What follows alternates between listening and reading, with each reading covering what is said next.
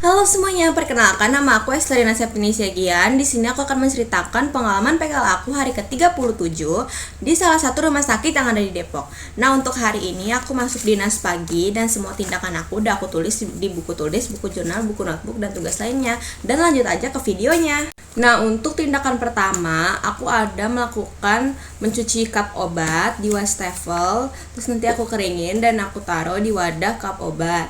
Selanjutnya, aku ada melakukan perbed dengan pasien di atasnya, anak S 213 bed 1. Terus aku juga melakukan perbed baru di bed sebelahnya, yaitu 213 bed 2 anak A. Jadi pas lagi aku ngelakuin tindakan yang pertama itu di anak S, ternyata bed sampingnya juga orang tuanya minta tolong diganti juga, jadi aku perbed baru deh. Nah, selanjutnya aku ada membenahi mikropor pasien yang lepas, anak B 210 bed 1. Jadi ada pasien aku yang pencet tombol, pas lagi disamperin ternyata mikropor yang di tangannya yang di infus itu, mikropor selotipnya gitu udah pada kayak lepas-lepas gitu. Jadi orang tuanya minta tolong buat di mikroporin lagi biar lebih merekat. Jadinya aku melakukan tindakan tersebut. Selanjutnya aku ada observasi melancarkan cairan infus 210 bed 1 pasien B tadi dengan kakak perawatnya Kak Diana. Terus aku ada keliling bersama kakak perawatnya, yaitu Kak Tila, Kak Nina, dan Kak Susan. Terus aku ada mengambil cup obat yang kotor. Kan keliling tuh pasti ada pasien yang udah selesai minum obat, dan cup obatnya yang udah kotor, yang udah terpakai aku ambil dan dikumpulin, setelah itu dicuci. Selanjutnya aku ada observasi pengecekan suhu, observasi membenahi mikropor pasien 217 bed 2. Terus ada membersihkan sampah infeksius medis bekas pasien yang sudah tidak memakai infus, set atau selang infus, dan cairan infus. Jadi ada pasien aku kan misalnya yang infusnya tuh udah dicopot. Nah, biasanya itu ada yang langsung dibuang dan ada juga yang masih ngegelantung di tiang infus.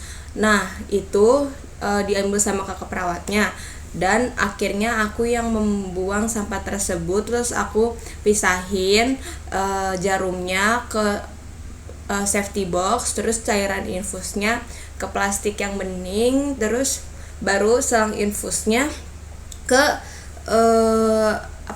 tong sampah yang infeksius. Kurang lebih seperti itulah ya guys.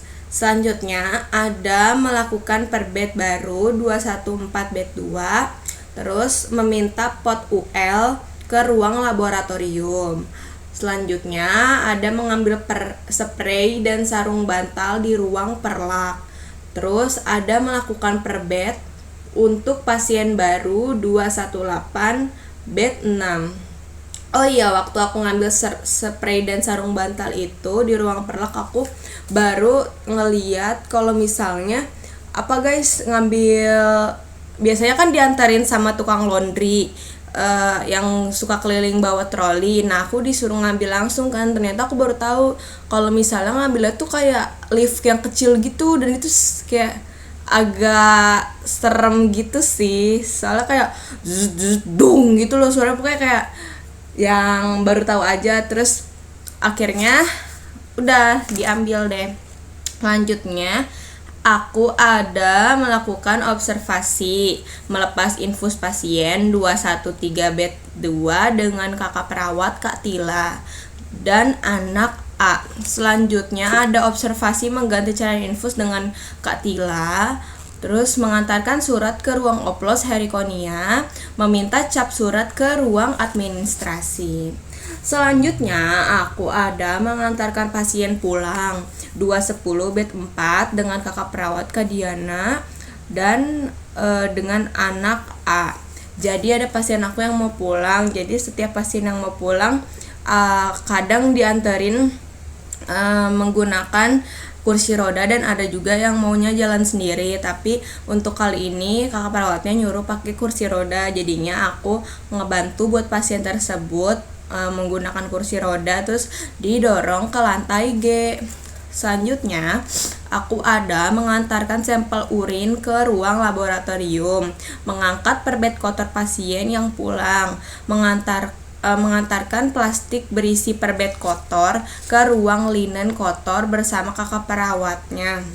Nah, itu aku tuh bawa plastik. Jadi misalnya nih, kita setiap mau selesai perbed atau kayak abis ngangkat bed kotor kan pasti langsung ditaruh di tempat linen yang infeksius atau linen yang non infeksius. Itu kan dimasukin ke tempatnya dan ke plastiknya kan, yang kalau misal infeksius biasanya kuning, terus kalau yang non infeksius hitam. Nah, itu tuh aku udah ajak kakaknya buat ngebawa plastiknya itu ke ruang linen kotor di lantai paling bawah sebelah kiri rumah sakit tersebut. Nah, udah abis itu aku juga ada mencuci cup obat lagi. Terus observasi melepas infus tangan yang bengkak anak G dengan pasien 217 bed 2 dengan kakak perawat Kak Susan. Jadi ada pasien aku yang mencet tombol tadinya tuh guys, kayak basah-basah gitu loh. Apa sih namanya? Tangannya basah. Terus dikiranya ibunya tuh anaknya ini ngompol, ternyata emang infusnya aja yang kendor.